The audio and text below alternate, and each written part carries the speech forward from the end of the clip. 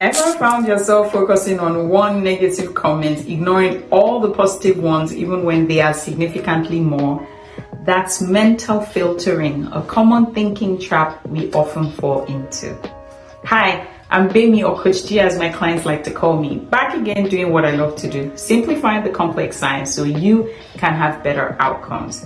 In this series, we've been exploring cognitive distortions, those sneaky thinking patterns our brains trick us with that can distort our reality. Today, we're talking about mental filtering, which is when we're oblivious to or ignore all the positives in a situation and instead focus on the negatives. Even if there are more positives than negatives in a situation or in a person, all we can see are the negatives. For example, you give a presentation at work and you get complimented on your excellent work by several people, and then one person makes an improvement suggestion. You leave the meeting feeling miserable and dwell on that one incident all day long. Or even personally, you might have a tendency to fixate on one single error or mistake you've made and ignore all your past successes.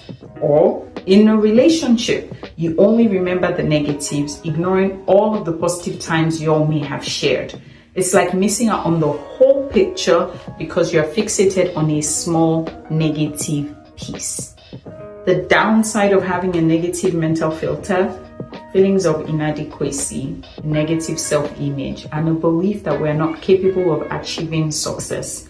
It can also lead to resentment towards others when we focus on what they did wrong, discounting all the other possibly great things.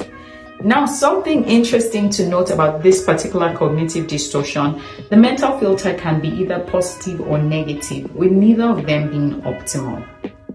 While only seeing the positive might seem great, using a positive mental filter means completely ignoring or dismissing negative incidents, like seeing things through rose-tinted glasses, which can lead to unwanted outcomes because exclusively positive expectations are unrealistic. Does this mean you should not hope for the best? That's not my point. It is not ideal to completely ignore all positives or all negatives. What we should be aiming for is a form of realistic optimism or a rationally positive filter. Like I have tried to emphasize in every video in this series, we are all prone to cognitive distortions as humans. Being aware helps us recognize and replace them with more helpful ways of thinking. So here are some helpful tips for overcoming this cognitive distortion. Acknowledge your brain's negativity bias. The brain registers negative stimuli more readily than positive. It's an evolutionary response that keeps us safe. I already made a video about it in the past. You should go give it a watch.